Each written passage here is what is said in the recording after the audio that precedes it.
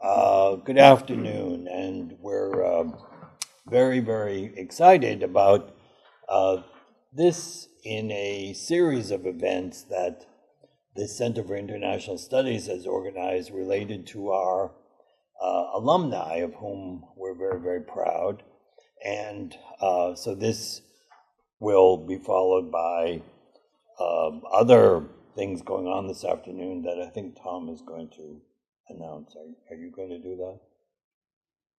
Is that? Oh, it's right up there. It's right up there as well. So, fine. So we're I'm greatly appreciative to Kat Kutcher and Bose Maposa for all the work they've done to help us set the series of events, alumni-oriented events, this afternoon, and trying to demonstrate to our current students in the Center for International Studies what the possibilities are. Of course, Kat Kutcher and Bose Maposa are also among our alumni family as well. And I'm very, very pleased that my colleague and friend, Dr. Tom Smucker, who is also one of my former students, has agreed to chair the panel today, and he obviously makes us very proud that he continues to work here in Athens after he did a CIS MA, wasn't it in the 1950s, Tom? It was in the 1950s. Sometime around there, I think. Post-war. Sure, right. So we're very, very proud to have Tom chair this session. I will let him bring this very unruly panel to order and get busy. Thank you very much. Thank you, Steve, for that very nice introduction. And before I introduce our panelists today, I just wanted to, I guess my graphic is gone here, but just wanted to remind everyone that the keynote this afternoon is at 3 o'clock. Matt Kerwin is going to be giving our keynote talk. That's at 3 o'clock. And in Baker Ballroom A, and from 2:30 to 3:30 there is a reception, and so the Honors Collegium, which is just sort of the lobby area outside of the ballroom, will have a nice reception there. So it'll be a nice opportunity to interact with some of our panelists if they're able to make it, and perhaps to meet Matt as well. So thank you all for coming to this session. The idea here is to hear from some of our esteemed alums, hear about their career trajectories, find out what pearls of wisdom they might share with us about their experience in the world of work and working in different fields after receiving their CIS degrees. So I'm going to introduce them very briefly, after which each of them has agreed to give us some kind of initial thoughts or reflections, and then we'll open it up for questions. And so we'll just kind of go down the line initially and hear from each of them, and then we'd like to hear from all of you and what your interests are. Our first panelist is Richard Krantz, Associate Professor of Cooperative Education at Antioch College. Sunita, I'm going to butcher your last name, Witahag? That's fine. Close? You got to go back to school for that one. Okay. It's been a while. Everything's silent. It's out te have. Hoe had het correct gezegd? Jij. Ja, dat kan ik. We kunnen later praten. Excellent. Okay, so Sunita. And Sunita is a human resource liaison here at Ohio University. Jocelyn Probasco, volunteer specialist at the Ohio Association of Food Banks. Jocelyn, and Abukar Sanai, founder and acting director of the Center for Policy Analysis and Research based in Columbus. So let's welcome our panelists. Thank you very much. And I'll hand the baton off to Richard and let him make his opening statement. Thank you. Is it okay if I stand? You're welcome to stand, or you can. I'm more comfortable on my feet. It's one of the reasons I got into education is so I wouldn't have to be sitting all the time. I could be jumping up whenever I feel like I need to. I was asked to speak a bit about career trajectory, my career trajectory and sort of the big picture lessons. And this is an interesting task for me to think about. I am a person who has been affiliated with this fine institution twice as long as I have not been affiliated with it. And so if you do the math there, you'll guess my age. I was an undergraduate here and thus am a true Bobcat and came back for graduate school and worked here after I finished my PhD. And so I've been around this place for a long time, and I'm a person who really appreciates the resources that this institution has, because my career is so embedded with what came out of this place and the work that people have done. I really feel like in terms of standing on the shoulders of giants, you can go back a long time back and look at the international projects that were being run by the College of Education, that were being run by the Center for International Studies. I know OU was operating in the early 60s in Vietnam. There were projects in northern Nigeria for a long time, I think stretching a 10-year period. Lesotho, Swaziland, South Africa, all sorts of places. And my teachers, my mentors were all people who had those international experiences. Some of them because early in their career they made a decision to go after that. Others just sort of rode the momentum and took advantage of the grants that people were writing. And so I'm grateful to this institution. I am a associate professor of cooperative education. That means I work with students when they are on their co-op jobs and internships and out in the field engaged in all sorts of kinds of experiences. I'm also the Dean of Cooperative, Experiential, and International Education at Antioch College. And thus I was brought in 5 years ago really to develop our international relationships. I wish that was all that I was doing. I'm doing a lot of other stuff at Antioch too these days. But we have programs, we're teaching Japanese, French, and Spanish. And so we have strong programs in those areas. I've got a project I've been developing in Chiapas, Mexico over the last few years. I've been sending, half a dozen students there every summer.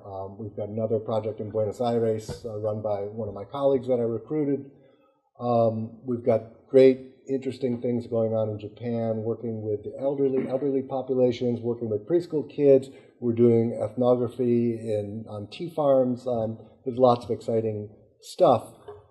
But the kind of education programs I'm developing are really socially engaged cultural exchange programs, and they are immersive. Our students are not going off and taking classes at a university with a bunch of other international students. They are working alongside others in nonprofit organizations and educational organizations and businesses and gaining that exposure to these cultures. I'm really in a great place in my career. I got tenure last summer.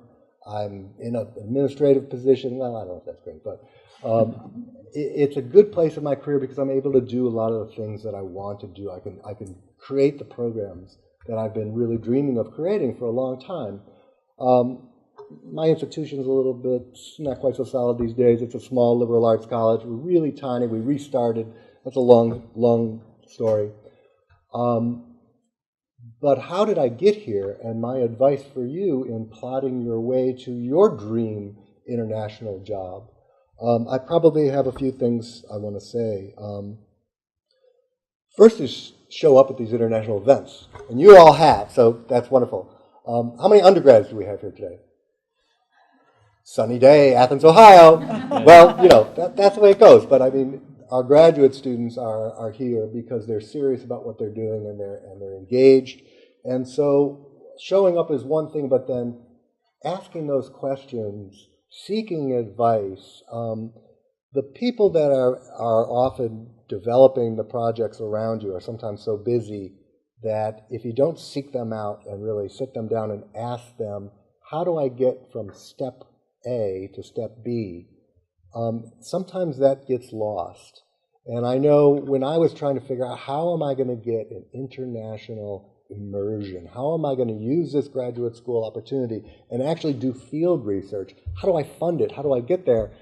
Steve Howard was the one that said, not many people know this, but you can use the FLAS at the doctoral level for a year of, it's the people who actually know how these programs are put together and can function in a way that supports your international ambitions. So ask questions, and if those questions aren't answered here at OU, there's lots of other institutions out there and lots of other organizations, and so call people. And don't just email them and with a long bunch of questions, but call people. And that's really one of the things that has benefited me is that face-to-face interaction. Graduate school doesn't build your confidence. I don't know if that's still true, but when I was in graduate school, I can't say that really I felt really confident. And so I didn't feel confident when I left my undergraduate time. I didn't feel confident when I was leaving grad school. It was only later, once I got out in the world, that I realized graduate school had prepared me really well. But to make that jump and get out there and actually try to land that first job, that's the challenge that's in front of our graduate students right now. And I remember, because my first job out of OU was with an organization called International Field Studies. And I walked to their office at Capital University, and I went in, and the office was actually upstairs. I walked into the downstairs, and somebody turned around and said, "Kid, can't you read a sign? It's upstairs." And I walked out, and I walked back to my car. And at 5 blocks, and I was going to leave. And I said, "Wait a minute, you've got to go in there." And I turned around, I got that strength back, and I went back, and I landed a job.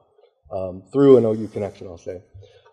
So be brave, get out there, and develop yourself, develop your presence, your public presence, your web presence, your Twitter presence. How many of you have a presence on a particular issue and are distinguishing yourselves as somebody who knows about a specific thing? Women's education, girls' education, any international development topic that you can bring up and think about, that you're working on, that you're feeling passionate about. Are you the person who's going to be rising to the top of the resume pile because someone's going to say, "Oh, wow, they've been tweeting on this issue for 2 years," or "They've been blogging on this issue for a couple of years"? And this is the thing that I'm trying to do with my students. My webpage is not loading, and I don't think it's the fault of Ohio University. I think it's the fault of Antioch College for some reason, because it's kind of loading, but the pictures aren't loading. But I'm really, all of my students who are going on these co-op jobs, and we're kind of special. We require every student to have 4 co-ops before they can graduate, every undergrad. They have a resume, but they also have they're required to blog on what they're doing. So their presence is out there, and we're helping them, we're curating that. We're helping really students try to make sense out of what they're doing and reflect on it. And I encourage you to really think about your presence in your spare time when you're not writing your thesis, to try to distinguish yourself in some ways on particular issues, because I've been on 12 committees, hiring committees for faculty members in the last 4 years, 12 different searches. And I'm also, because I'm helping students, I'm always looking at resumes and resumes and resumes. And it's really those people that come to the surface are the ones who are standing out through their blogging and getting their public position. I want to make sure I don't go past my 10 minutes, so I'm just going to finish up right now. I talked about confidence. I talked about establishing your presence. Seek advice, show up, and live abroad. And probably I'm over 10 minutes, so I'm going to let my colleagues speak, and if you have questions, I will fit them into the question and answer period. I worked in the Bahamas and different parts of the Caribbean for several years when I graduated with my undergraduate degree. I then moved to graduate school and spent 3 years in Indonesia doing my field research. I made an opportunity for myself to live abroad. My first academic post, I worked in Mexico and taught Southeast Asia Studies in Mexico City for 4 years at the College of Mexico.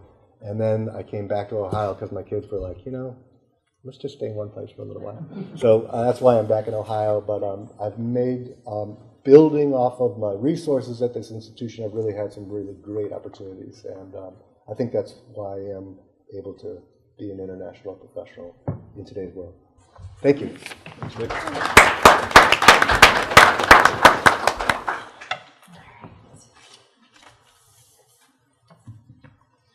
Hello.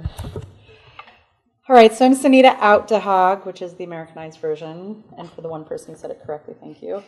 I'm an OU alum and also an Athens area native. I'm from Amesville, Ohio, which is a small town, very rural town. I studied abroad once in high school and 7 times in college. If there was an addiction group for study abroad, I would have done that. 2 years, actually, full disclosure, was at Antioch College, and one of my study abroads was a co-op. So I can confirm that this is a great program, and I was at the I was part of the To Begin exchange program for a semester. So my undergraduate degree was in German. I studied modern languages and basically needed to just get a degree at that point. I mean, I'd made my undergraduate degree global leadership and part of the Global Leadership Center, and mostly I wanted to just be overseas, and then I wrapped up with German and decided that I was already going to go to grad school. I was in the International Affairs program for Southeast Asian Studies. I did that together with an MBA so that I could wrap these skills up into something a little bit more marketable. When I finished my graduate work in 2005, I applied and received a Fulbright research grant to go to Malaysia and study cross-cultural management in a multicultural environment. So Malaysia is a great place to do that because it is a microcosm of Asian business culture.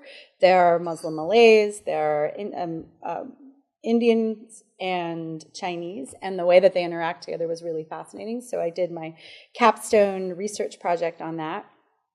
I decided to return to the area and go into business.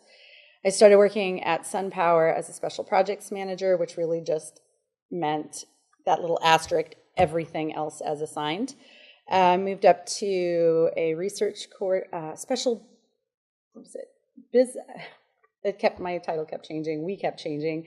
As the company changed, I decided to move on to Tech Growth Ohio, which was a pre-seed fund here in the area that funds startup companies. I was a business advisor with that group for several years, and then in 2011, I started with one of their rising stars as their special projects kind of person and doing a lot of their HR. That was 2 guys named Brian in 2011, and we grew from 2011 to 2016 to $30 million in sales and 42 people across 5 states.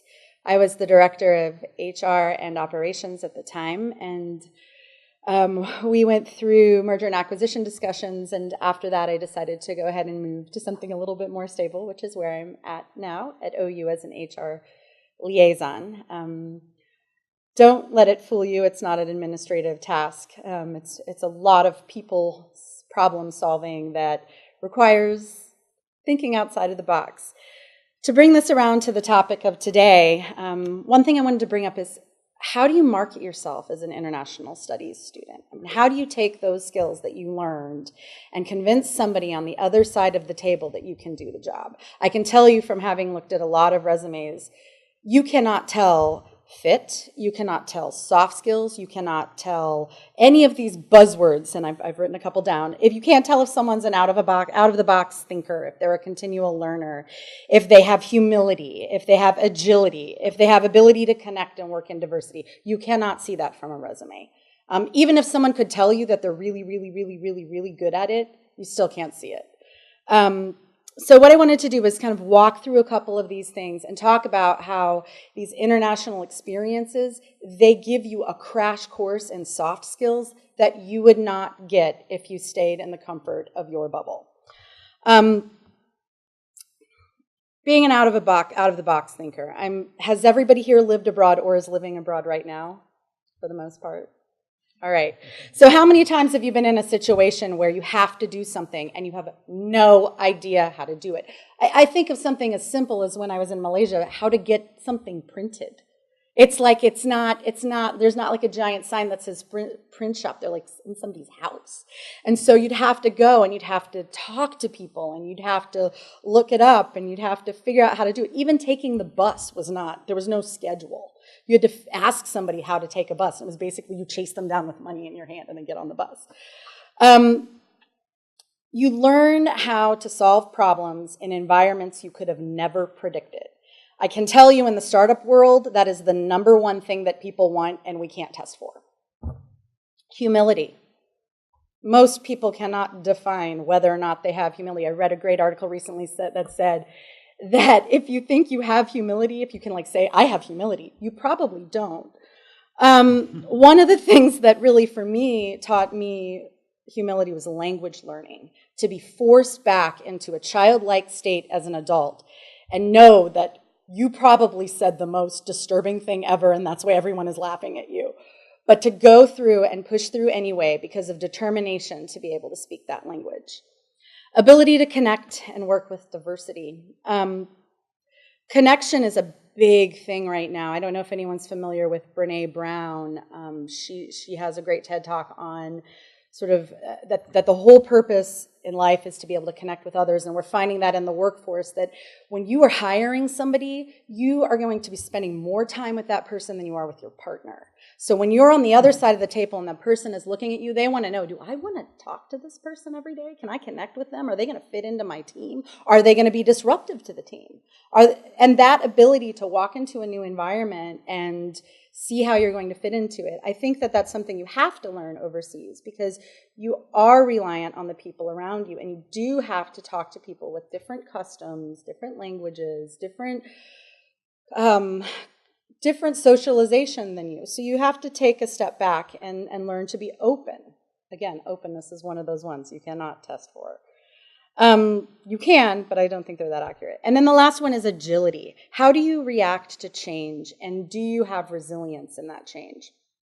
Are you the kind of person that, you know what, the bus is too hard to take, I'm just going to walk because I don't want to figure out how to ride the bus? Or are you the one that asks and figures out how to do it? So to wrap, I don't know where we are time-wise. I think I still a couple more minutes. So I want to wrap it up with a story that sometimes I tell when I want to describe who I am as a person and what kind of worker I am, and an example of me and my tenacity. And I suggest that as I tell this story, you think of examples in your own experiences to communicate what your background brings and what it says about you. So I wanted to go to this former leper colony outside of Thailand, between Thailand and Malaysia. Sounds like a ridiculous thing as I say it out loud. But I wanted to go there really, really, really bad. And the only way to get there was to take a boat to this one island called Langkawi and then take a small boat to get over. So my friend and I missed the boat. But we looked at each other and we're like, she was Dutch, and at the time we're like, we're going to go. We're going to get there. We're going today. We're not turning back. So we asked, and I used my mangled Malay and figured out that if we went to this port up north, that we could figure out how to get there. We take a public bus to this port up north, and we get there, and we get out, and it's this beautiful port, and we're like, oh, we want to go to this island. I can't remember the name right now. But we want to go to this island. They're like, you want to go where? No, you can't go. It can't be done. You cannot do it. And we're like, well, there's got to be a way. And they're like, okay, go to the other port. And we're like, what, the other port? They're like, yeah. So we walk over to the other port, and there's like piles of fish everywhere. And I'm asking everyone, I want to go to this island. How do I get there? And they're like, well, you can go, but you have to go to this port in Thailand, and then you can go from there with the ferry over. And we're like, okay. So they're like, where do we go? And they're like, go over there. And they point to a boat that has like a bunch of fishing coolers in the middle, and about 10 people can sit in there. We pay $5 and we take this boat to this port in Thailand. And we get out, and my friend Dutch is like 7 feet tall. She's not, that was an exaggeration. She was 6 feet tall, which is still tall. And we get out and we're like, we want to go to this island. They're like, what? We haven't done that in forever. What are you talking about? You have to take a taxi to this other place. So we're like, okay, fine, we will take the taxi. And at this point, we're like, we will get to this island. We take the taxi to the other place, and by that time, all the boats had gone. We stayed in a grass hut, and the next day, we ended up at the island. We're on this beautiful ferry. We know we're in the right place. All the Europeans are going on the boat, and all of a sudden, the boat stops in the middle of the ocean and says, everyone going to this island needs to get out. And we're looking around, we're like, well, Get out where? And they're like, jump into that longboat, and then the longboat will take you. You know, it was a leper colony. Boats can't dock there. And we're like, oh my God. And so it's a Thai national park, so that's why it's so isolated. And so we finally got there. To bring this full circle, I love this story because it's an example of everything I told you. When you're abroad, you learn to think outside of the box. We did get to that island. We learned humility. We powered forward even though it was starting to get embarrassing that we couldn't get there. We used our ability to connect with others to figure out how to get where we were going, and we remained agile and kept a really good attitude along the way. So think about your story and think about how you want to sell those soft skills the next time you're on the other side of the table.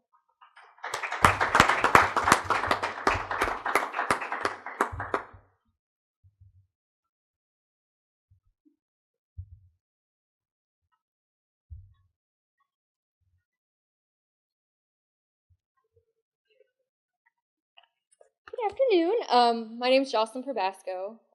I'm a volunteer specialist with the Ohio Association of Food Banks in Columbus, Ohio. I actually graduated from the center in 2014 with a master's in Latin American Studies. At the time, my capstone, I ended up writing a mentoring curriculum for a nonprofit organization in Cleveland, Ohio. They actually specifically work with girls that are trying to finish up high school. It's a Hispanic organization. So after completing that, I did Americorps for a year. For those of you who might not be familiar, it's kind of a domestic service organization. It's almost like Peace Corps, but it's all in the United States.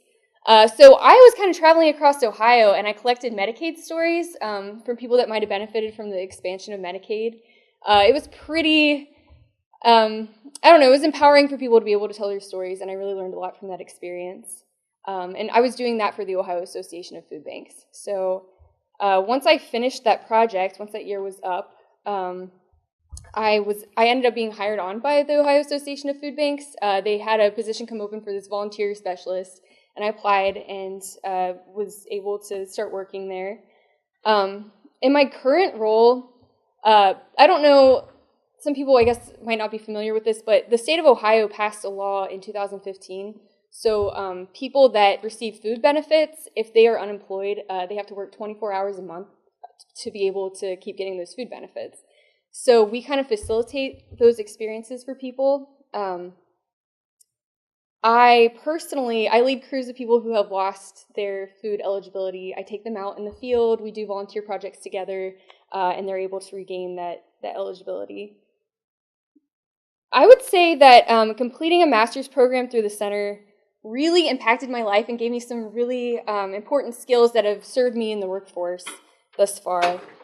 The first and probably most important is cultural competency. In a day, I might work with a Syrian refugee and someone who has a 7th grade education and maybe someone who doesn't speak any English. And it's really important that I can give each person the highest level of service that I am capable of giving them. So it's really, I guess, important to be able to know where they're coming from and kind of recognize what viewpoints they might have.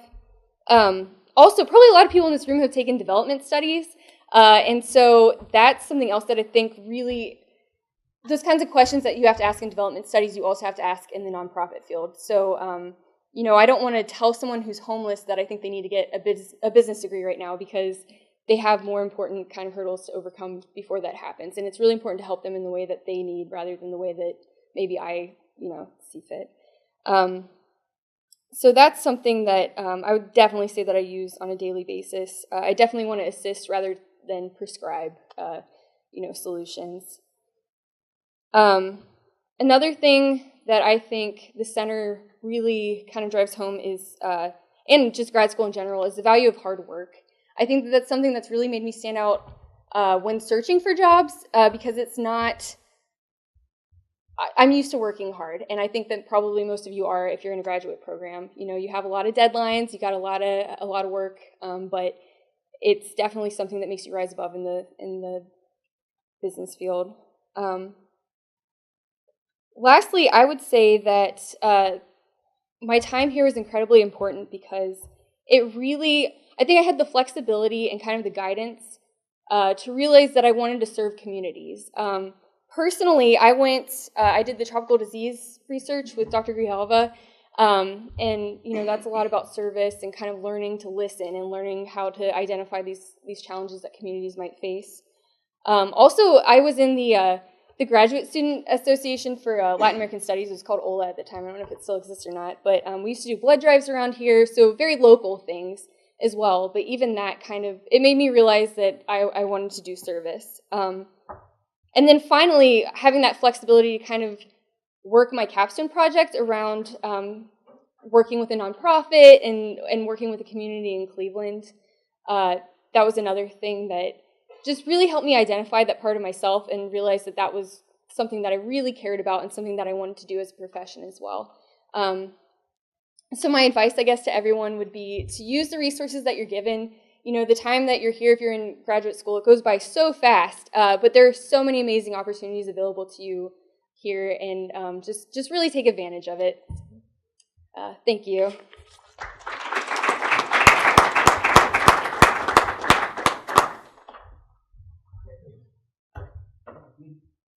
Abukar will be our last speaker, so start drafting those questions for our panel.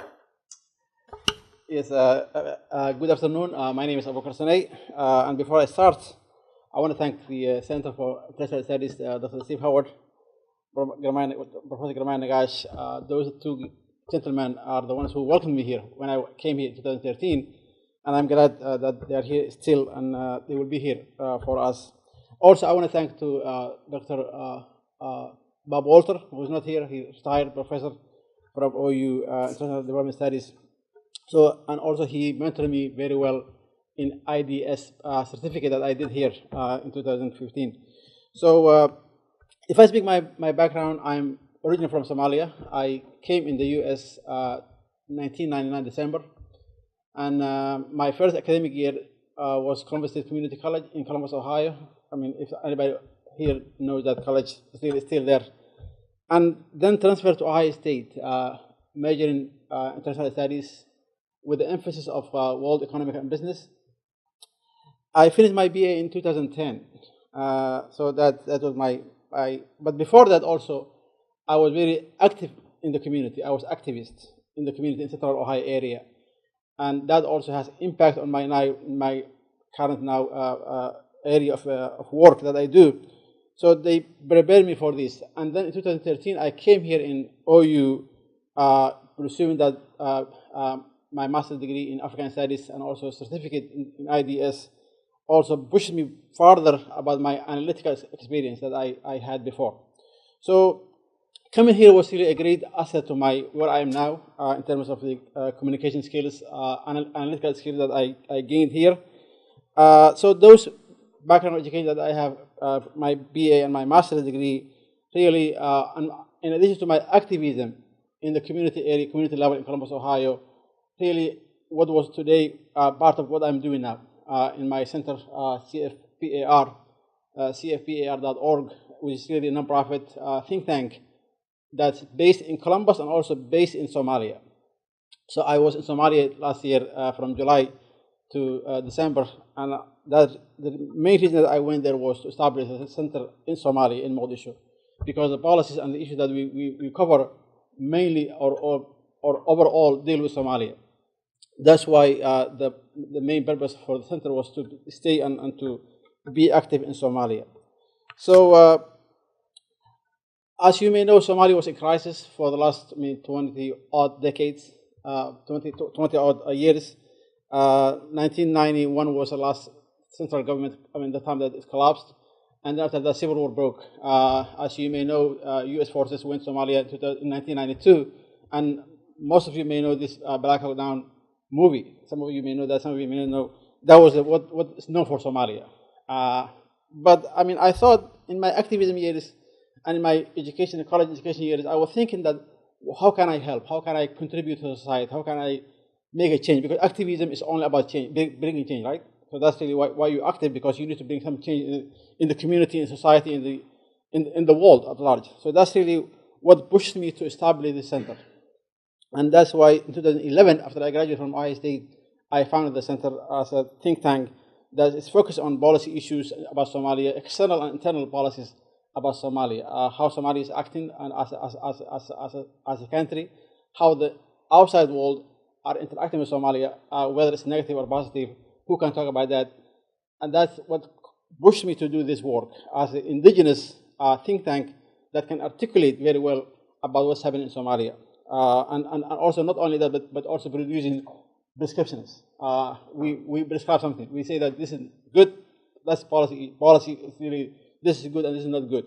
That's how policy people act and do. And we have now somebody from the State Department, and that's really what we should know all about making policies and also pushing policies forward. You come up with your own analysis and reasons why this is good and why this is not good. So that's really what I have been doing for the last 5 years. We have now so far published some critical and also some highly quality products about our work, policy issues, policy papers from 2013.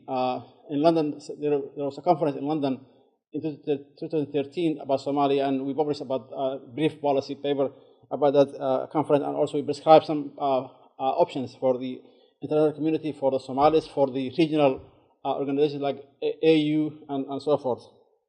And also, not only that, also we hand our policy papers to those who are policy makers, whether they're in the UN, whether they are in Africa, AU, and all organizations that are there. We hand to them and we say by individually. We send email to them, and also if we meet them, also we give them this is really what we have for you. If you can use it, it's for you. So that's really how you can make impact at the local and international level, and also how can you make a change in the society in Somalia. So those are really the great things that I'm very proud of. And also, if I can make also a correction about my introduction, I'm the executive director now. I mean, I have been acting director for a while, but I now changed to be the executive director for the center. And unless somebody comes to replace me, I will be there for that. So that's really where I am and where I came from. As somebody who's immigrant from Somalia and adopted in this country, stayed here, educated in here, and try to make a change at the local level and also at the national level, and also maybe in the global level. That's really what we are educated for, to make a change to a betterment, not to the worse, but in a betterment that we can all live together in a peace and prosperous life. So what would be my contribution or my idea that I can suggest? Number one, be strategic. Be somebody who's really having long-term vision about what you do. That's very important. If you want to make a change, try to be strategic, and what you do now should have a long-term impact in the long run. So that's the number one lesson that I learned in my community activism, in my school education and academic level. I was active also in the students' bodies like MSA and SSA in Ohio State and Columbus State, and that's really have impact in my life, because what I'm doing now really coming from that root that I came from. That's number one. Number two, have some kind of also focus on something that you are talented of. I mean, think that you can do well in your life, that you think that you're passionate for, and you want to do more about that thing that you like. And whether that's really for the profit area or for non-profit or for the public area. So that's really also have that focus on your direction that you want to go to. It's really very important that you can make impact about what you do. And lastly, also create connections, is very important. That whenever you meet somebody, some influential or somebody who's really in high ranking or any level of society, connect that person and have his contact or her contact in your pocket. So that's really, you can reach out that person and you can share what you have with her or with him. That's really also will make a longer impact in what you do in your life. So that's really what I want to share with you, and I'm very glad that I'm here. Came from Somalia recently, and really I was very glad that there are some changes that happen in Somalia, that the young people are really trying now to, but because of this globalized connection that we have now. I mean, what's happening in Somalia now, we can see it here in Athens, Ohio, and that's how the global now is interconnected. So the young people who are in Somalia now, I met last year when I was there, are really very energetic, and they want to connect. So I encourage you also to go on Twitter and Facebook and maybe try to know maybe some Somali individuals that you can connect with and learn from them what's happening in Somalia, so that you can know also, you can have that knowledge there. Thank you very much.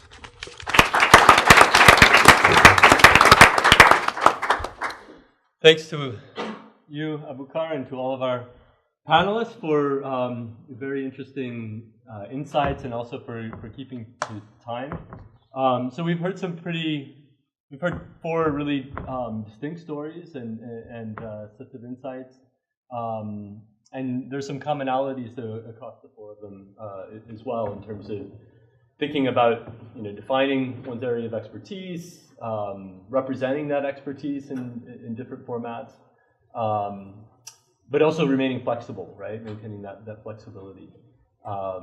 And so in many respects, that's all the possibilities and pitfalls of interdisciplinary and international studies. So with that, I think we can open it up for questions, and I assume I should be carrying the... Nope? Okay. Don't need the microphone. So the ball is in your court now. We have our panel here ready to take your questions and offer some more reflections, but we'd like to hear what you would like to ask them. Yes, Matt. Thanks for the presentations. I was thinking about some of the practical sides of what you can do as a graduate student here. While you're focusing on something internationally, how you can work on projects here that have an international reach, but might be touching on topics that are very close to home. The work you did there with the food bank sounds along that vein, that valley. And then the Somali, the Somali diaspora that's in Columbus, the amount of opportunities there are to do kind of research and to look into the things that people in that population are doing here in Central Ohio, I think has a lot of potential. I remember when I was here at OU, there was a visiting ethnomusicologist, and I took a class with him and Dr. Howard on research methods, and I was able to do kind of an ethnographic study of the role of music in the Somali diaspora in Columbus. And it was a really fun topic to study. So I think there's so many ways that you can do research on topics here that have broader implications for global issues. Okay. Yeah, and as you may know, Catherine is here also. Edna is not here, but last year, before that, we had students from here going to Columbus, Ohio, interacting with the communities in Columbus. So that was really productive, and also she can maybe add some to that. Yeah, I could share a little bit. We took students last March, I think it was, and we were planning another trip in March with the Wealth and Poverty Program, taking students to the Somali community in Columbus. We visited the mosque, which is in southwestern Columbus. We visited the Global Mall, which is a kind of marketplace owned by Somali business people. We visited a Somali restaurant and met with people from the Ohio Department of Health and some charter schools in Columbus. There's so much happening. There's like 50,000 people that are part of the Somali diaspora community in Columbus, Ohio. So it is a great experience for students to get an immersive kind of field experience right here in our own backyard, and people are really eager for people to get involved in research that benefits that community.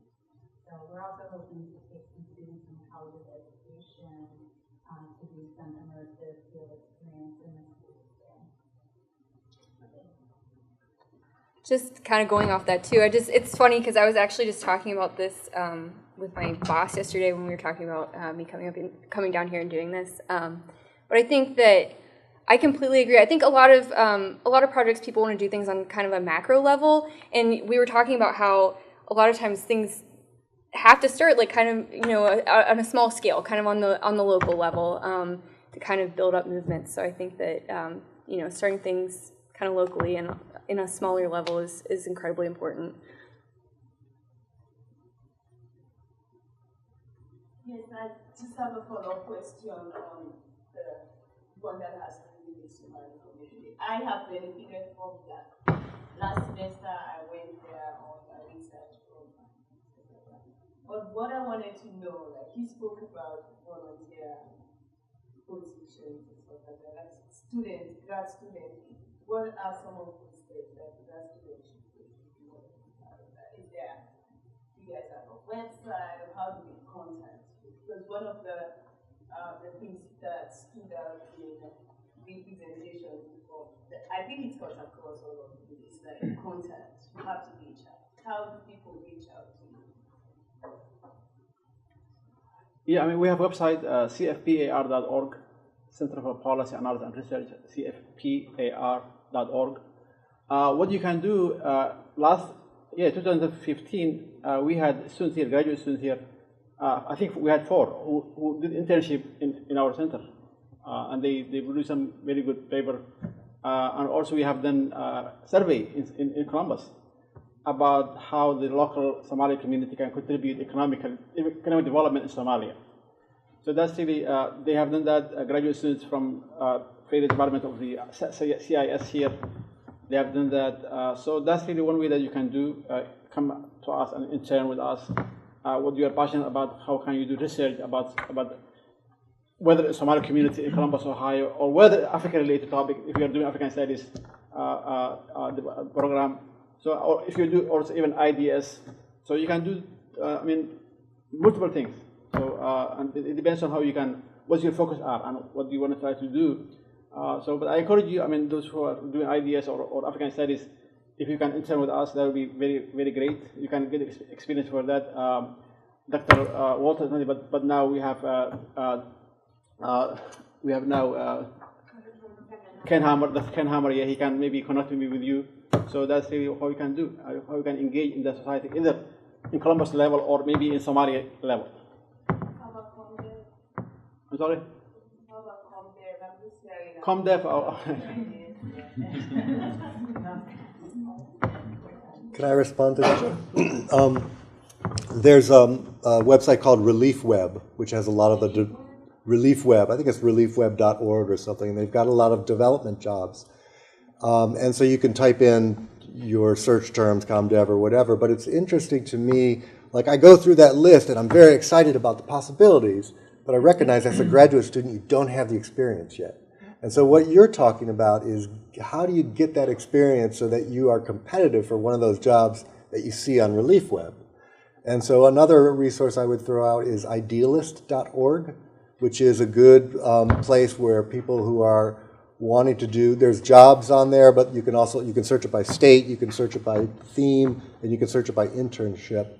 And this was one of the points I wanted to make was my first job out of college, I made $150 a month, plus housing and food, you know, so it was, but it was, I had to really, because I didn't go to Antioch and have all these co-op jobs on my They're resume, already here, they can't go to Antioch. well, I'm just saying, to get those through your summers, I mean, there's plenty of opportunities to do those, and you're naming some locally and regionally that people can take advantage of. But to get that experience on your resume is crucial.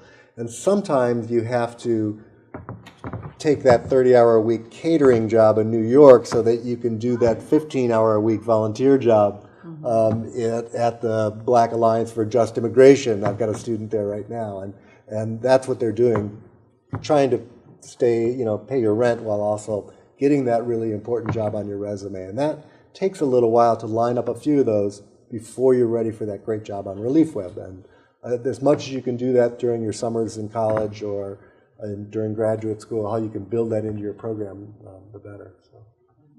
And if I could just jump in there, I think looking at those job listings is really, really important. Just seeing the description, you know, job descriptions, the qualifications, and so forth, and thinking about, you know, how do I match up? What, you know, which of the criteria do I meet, and which do I need to work on? So it's great to kind of scan those websites like Idealist. But I think it's also important, you know, kind of outside of a job search, just to be thinking about, you know, what's the kind of the community of practitioners that I would like to be associated with, or that I would like to be in touch with. And so, you know, this kind of relates to defining your own, you know, area of expertise. So, I mean, let's imagine that you're really interested in like participatory approaches to maternal health or maternal and child health, go to the faculty, the faculty you're taking courses with, your faculty advisor, your program director in Yamada House, and use up their office hours. Or, every faculty member on this campus has at least set aside 4 hours of office hours every single week. And I guarantee you, like 80% of those office hours go unused, right? So, I mean, we do our research. We're happy, but go in and outside of talking about a paper or a class assignment, go in and say, look, this is my interest, and who are the practitioners and what are the organizations that should really be on my radar that I should be thinking about? And I think faculty can really help you to sort of introduce yourself to those people. Maybe it means going to DC for a very specialized conference or a workshop, but somehow get into the orbit of these practitioners. And maybe your faculty advisor is already doing that kind of work, but maybe not. Maybe there are some people who are even more specialized that you can be in touch with. And so it might be just just kind of cold calling by email, saying I'm doing this capstone project on this topic. I think it might be of interest to you. And you never know. I mean, they might ignore that email, but they might not. And so you kind of get, this is sort of how you, one way that you can build some of these networks so that, 3 or 4 years down the line, maybe, or maybe, a year or so down the line, when you are applying for jobs, you have some people that you might be able to call on and advise you. Yes. Hey there, my name is Seth. I'm a first-year IDS student, and my question is kind of twofold. Some of you guys already started to answer the second part of it, but one thing that I'm kind of really dealing with right now as a first-year grad student is just the amount of reading, the academic environment, and just how heavy that can kind of feel. And it almost feels like as if there's a rift between the academic and the professional, where, reading 80 pages of Robert Putnam versus I'm used to working in food banks. I'm used to working with kids, hands-on in community development, and I'm just seeing this kind of gap there somewhat. So if you guys could kind of touch on how to really bridge that academic and tie that into the professional and take what you have here, and rather than just when the time comes, you'll know how to apply it. And also to that note, kind of how to get started, because as I'm looking for jobs and internships already, it just kind of feels like you're yelling out into the abyss and casting, a fishing rod, hoping to get something. And I don't really know where, to really start. And you guys kind of started touching on that, but I was hoping for any more information on that. Would like to jump in there? I mean, I guess, I don't know. I wouldn't advise you to read 80 pages to get a job. But I think maybe how you frame it in your head. There are a lot of things that you're going to do in school that will teach you how to cross that bridge. The 80 pages, I mean, you just have to do that. That's part of being a grad student. That's part of doing the other tasks as assigned that you don't necessarily want to do.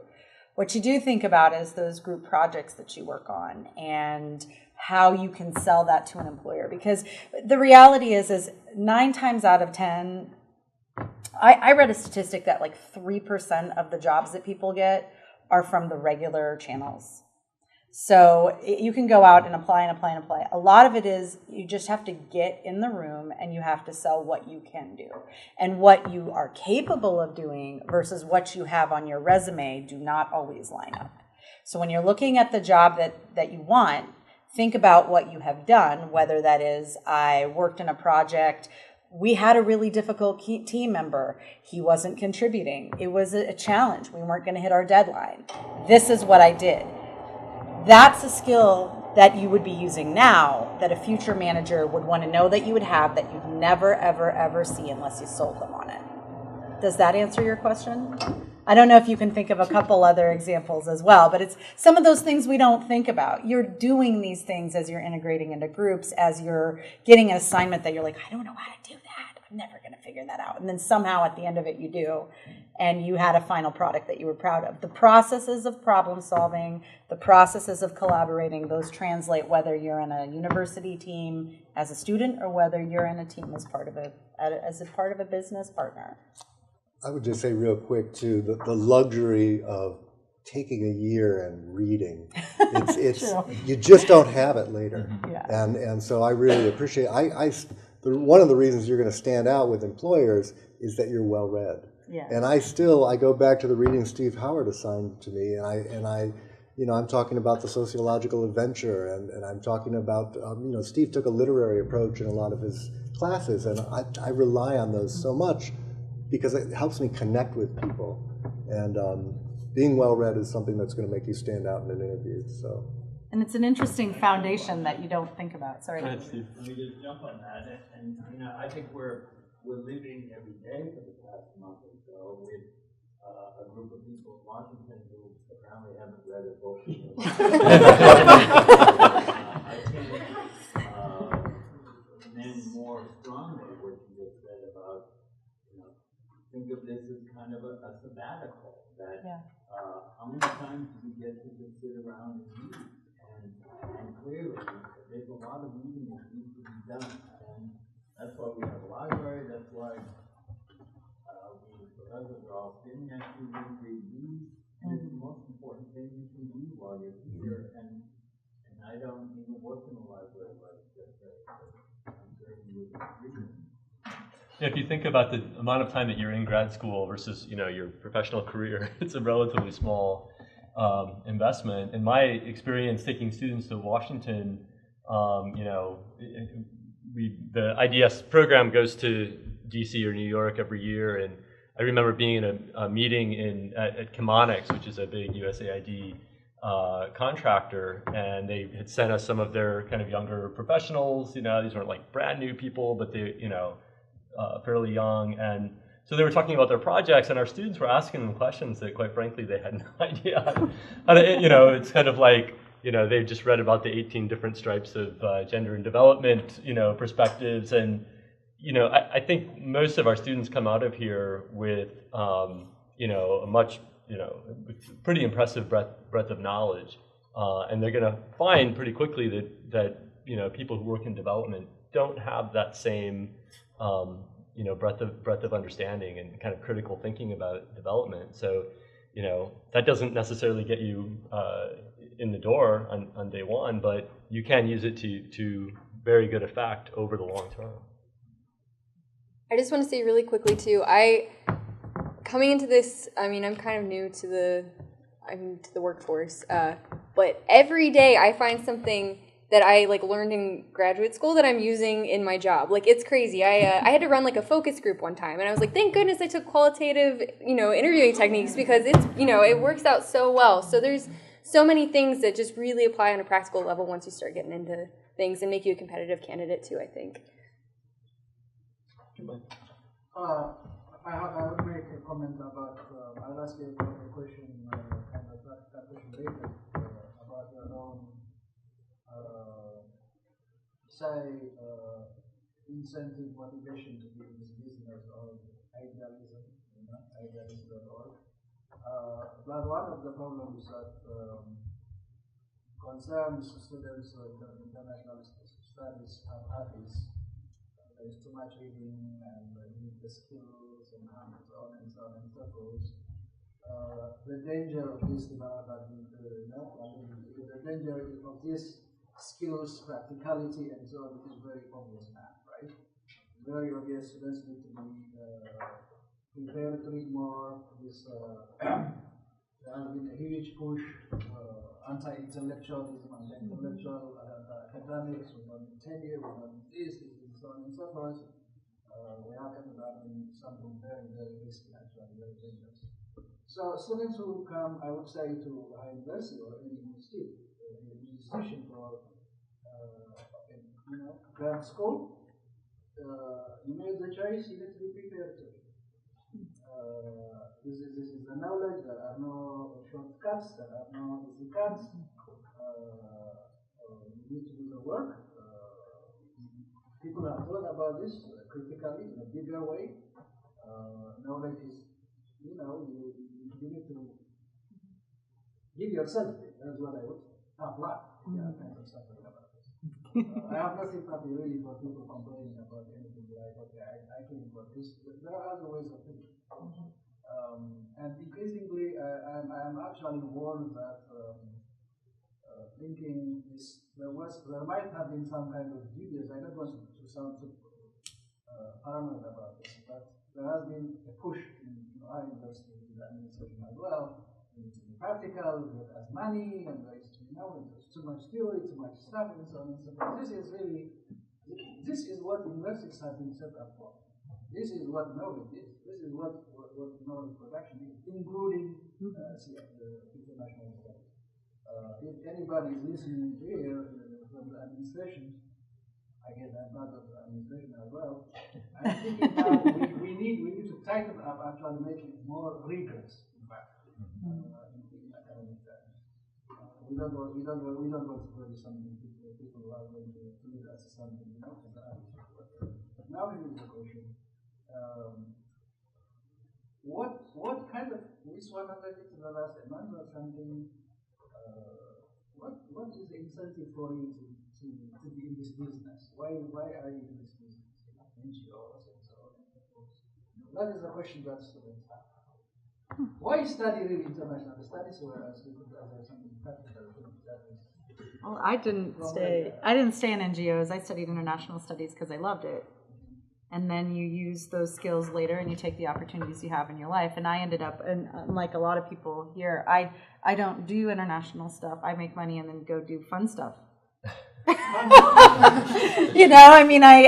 That sounds crass, but I guess I did that because this was a time in my life where I could do whatever I wanted to do. And I wanted to study cross-cultural management in Malaysia, and that was my time to do it, and I had that, and now I spend summer, my husband and I go to Europe every summer with our kids. We travel every opportunity we can get, but it's a different side of what you can do. And that was one of, I guess I'm the oddball out here. I did end up back in academia kind of, but I didn't originally start in academia or nonprofits or even development in that way. Dr. Nagash, I totally agree with you. We came from African Studies program, and I did IDS certificate, and I'm very sure that I believe that theories are very important. If I wasn't taught about theory of African Studies program, I wouldn't know what I know today. Mm-hmm. So that's really it prepared me very much well about the actual things that happen in Africa today. If I didn't read literature, African literature, writers, Achabe, and other literature that we did. If I didn't do that, I wouldn't be where I am today. So that's really prepared me very much. Also, if you read, if you're a graduate student, you read a lot. That's really normal. But the question is that how can you contextualize? How can you make it? How can you understand what you read? How can you pick up the bolts and nuts from what you read? This is very important. You read a lot, but how you can contextualize is very important. How you can get that from there and apply it to your analytical skills is very crucial. So that's really, my advice to you will be read very well. Don't give up from reading. That's really part of graduate school. And not only that also, but try to understand very, very well what you read. And put that in an argument in your paper. And also what you write, don't just write, but make it something, as I said before, strategical.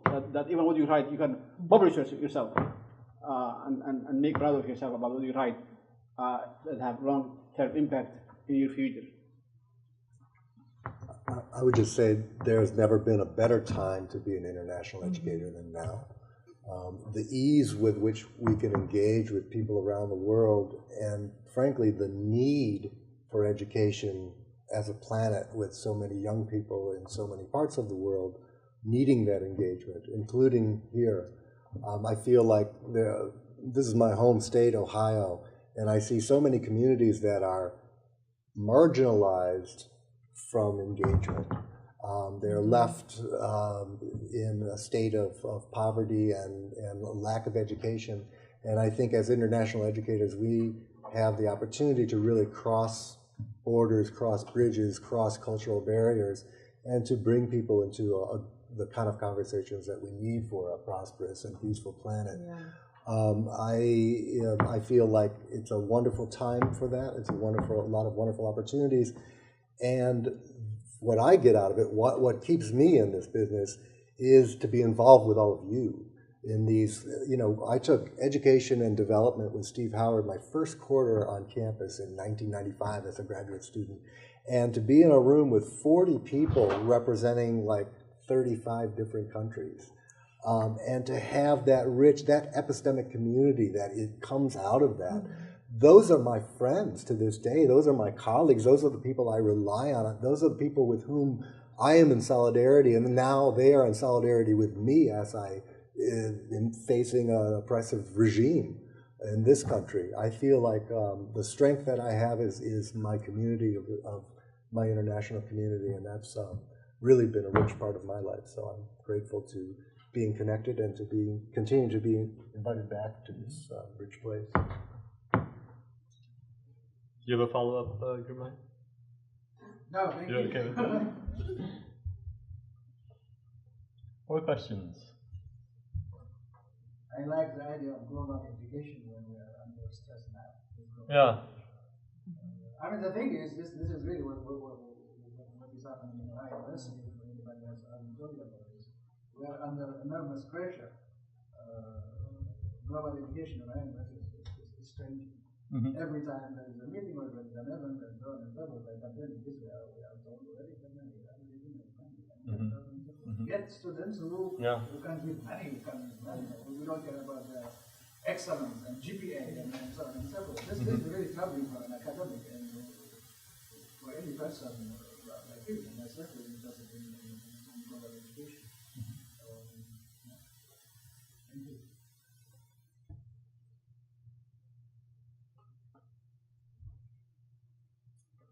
More questions for our panelists?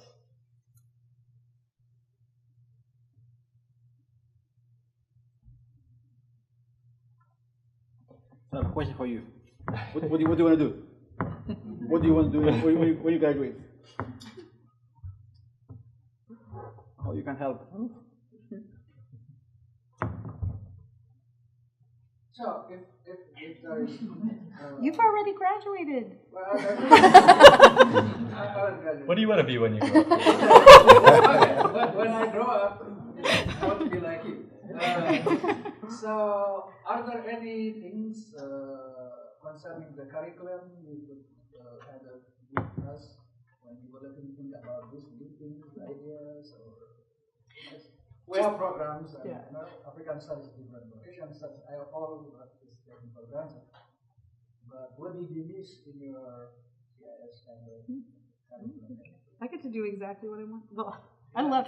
It was a shock to go from international studies to do the MBA. I hated it because it was like being back in high school. Yeah. Like everybody was very like people were really ruthless and they'd like laugh when the international students would ask questions because they couldn't pronounce. And I was like mortified. It went from a safe environment where we were thinking and we were collaborating and to an environment where it was cruel and ruthless. And I think in any education, it's about balance and discipline. And I think that the students who want to be in international studies, they want you to be this way, where it is theoretical, where you can have ideas, where you can collaborate, where you can pour your heart into it and not get it crushed. Not to be totally cynical there. But I liked the balance of it. And if people do want a little bit more of that edge, then it is possible to do a dual with Maya. I mean, Maya and MBA, and I did it in 2 years. So that's a really great opportunity that you have that flexibility here at OU. If it's something you want to do, maybe you do pick up some of those practical classes. Yeah, just quick thought on, I directed IDS for a couple of years, some years back, and in the theory seminar, the development theory seminar during that first semester was always such an interesting experience because, we have so many students who come in and they're just, super idealistic and they have this humanitarian instinct and it's, extraordinary diversity. But then we find out that a lot of development really stinks. And, a lot of what passes for development practice is deeply, deeply problematic. And so, it comes back to this question of are we really just training you, to be part of this thing that week after week we're finding all of these problems with. And I think that, to our credit, that our graduate programs have really, prepared people who've gone into a lot of different career directions, but many of them have gone to big NGOs, but they've brought big, very critical ideas into those environments. And so I think it's, I think when we have these discussions about kind of the utility, and kind of, focusing our graduate education more along, tailoring it to the job market, I don't think we have to go there. I think our graduates get jobs. Yeah. It's just a question of do they actually impact the organizations, and do they bring more critical perspectives, and are they going to change what development looks like in a decade from now? I think that's a more important metric than just getting employment. So, do you have a? Yeah, I was also wondering. So down the road, I'd love to work for Competency, an ACDI, something like that. But as you guys were talking, it takes a while to get that foot in the door. You might have to be waiting tables and then volunteering and things like that. So if you were to go into an American NGO that does work on civil liberties or gender equality, something like that, but you kind of lose out on the international aspect of it, how can you kind of, do you think that'd be a good path to go, still going the NGO route, or community relations route, but losing out on that international aspect? Or would it be better to, pack up, move, and go to Cambodia and work for an NGO there? I think you should go to Cambodia anyway. I've been there. It's fantastic. But SEALNet is really good. I did that. That was one of my 7 at study abroads. SEALNet, Southeast Asian Leadership Network out of Stanford. They have a great 2 or 3 week program, not to try to talk you to go to, well, actually to try to talk you to Cambodia. But I think that because you have the international studies background, you can get away with that. I mean, from a recruiter standpoint. I mean, that's one thing that I look at with my trajectory. I've done a little bit of international stuff with the businesses that I work with, but I speak 3 languages. So it's kind of like you speak 3 languages, you studied cross-cultural management, those skills, it's not like milk. It doesn't expire over time. As long as you put forth the effort to stay up to date and you address those things, you don't lose the cultural sensitivity that you're investing in now. What you're doing now is an investment in yourself as an internationally minded global citizen. Whatever detour you take to get to where you want, you still have made this investment. Hi, Carrie. Hi. So I guess actually my question was sort of in line with your comments just now, Tom, but I guess how do you make sure, like when you want to go into something like international development, make sure that you actually, enough percentage of like your time as a professional is spent like solving the problems that you originally got into international development for, rather than administrative things. I guess I'm like worried about like sort of trying to get into a big NGO to try and help the problems that my research is about, but like not having enough time to actually make a big impact. So I don't know if you guys can talk about that. Life is a marathon, not a sprint. There's always the dealing with the urgent versus dealing with the important. And so you get into that organization and you're constantly dealing with the urgent needs of the bureaucracy you're running, and you realize you're going to have to be disciplined and get up at 6 in the morning to write for 2 hours so that you can really be passionately continuing to work on that thing. And that's, you learn those skills in grad school. Yep. And you have to keep them going. And so you put your kids to bed, and then you've got from 9 till 1 to write for 4 hours. That's how I did my dissertation.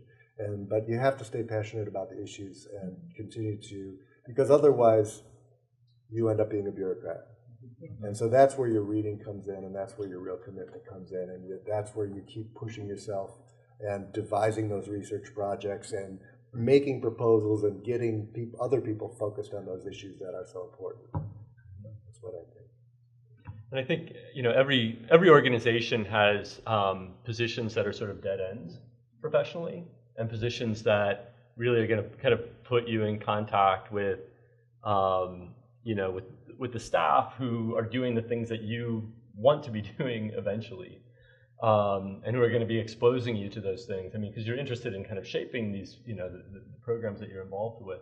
And so I think that means that, you know, again, it's just sort of networking, it's talking with people, it's looking at every conversation that you have as an opportunity to learn from, you know, from other people.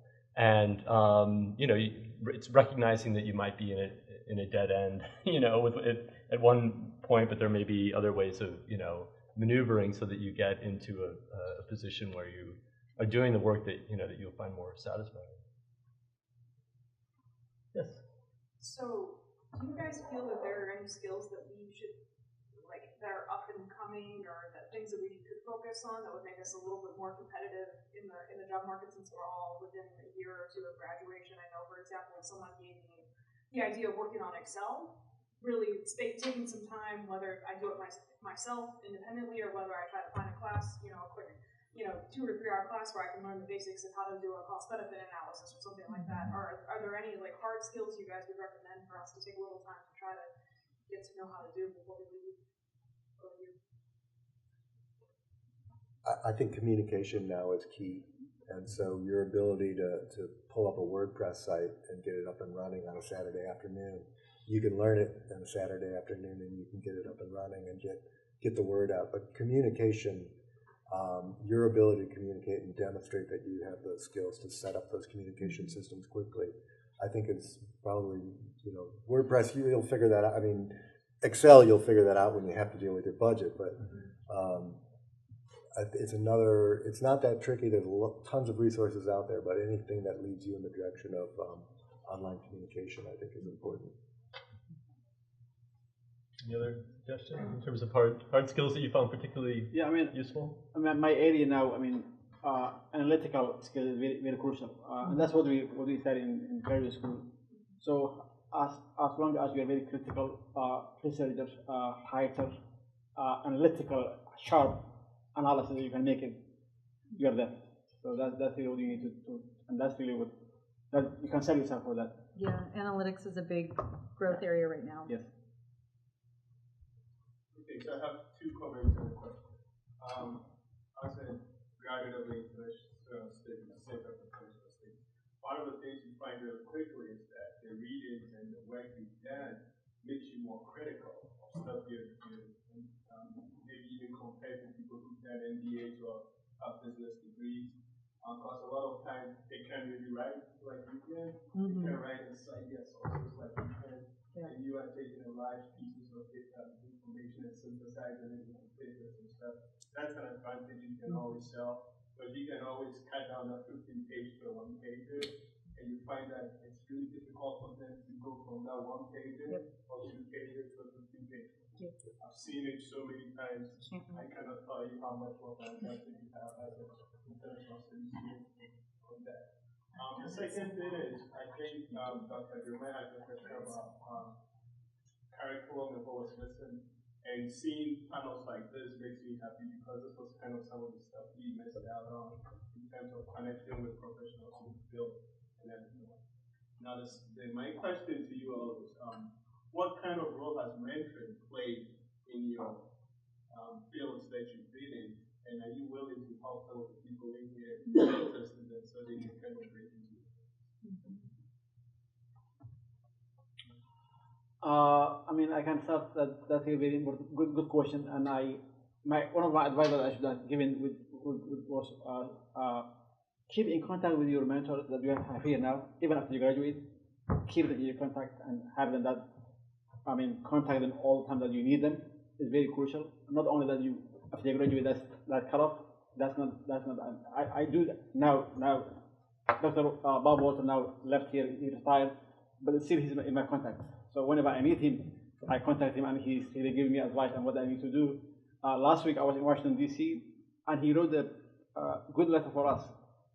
I met with some influential Washington-based entities like USIP, National Endowment for Democracy, and without having him, Dr. Walter, that recommendation letter that he's praising our work and what you do, that he knows what you do.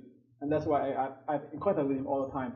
So that's really crucial for you, even after you graduate, keep them in contact. And that would help you. They know you very well. So they know your skills, they know who you are. So that's really, I mean, I can't emphasize more than that. So please keep them in contact with you all the time in your life. I completely agree. I pretty much everything you said I agree with. I still get emails and stuff from professors here that have really mentored me in a really great capacity. And I would love to be that person for someone someday. I'm still kind of, on my journey, but yeah, I think mentoring is incredibly important in these fields as well. I'm still reaching out to Dr. Howard. I emailed him a couple weeks ago asking for things, but you should. And now he got you to come here. Exactly. You should feel free to reach out to me, but that's one of the points I wanted to make was feel free to reach out to people in the field because a lot of people will help you. And not just because you're from the Bobcat Network or anything like that, but there's, when a student or a recent graduate reaches out with some questions, I mean, do your research and reach out to people for specific reasons. You'll find your support if you are brave enough to pick up the phone and start calling people. And again, just don't rely just on email, but connect with people in other ways too. So call them up and ask for help. Stay connected. I think that's the bottom line here. And every one of you is better prepared for a job on the National Security Council than some of the people who are on it. That's right. Keep that in mind. You be confident in yourself. Yeah, that makes you feel like good and really awful at the same time. So, okay, great. Well, let's thank our panel.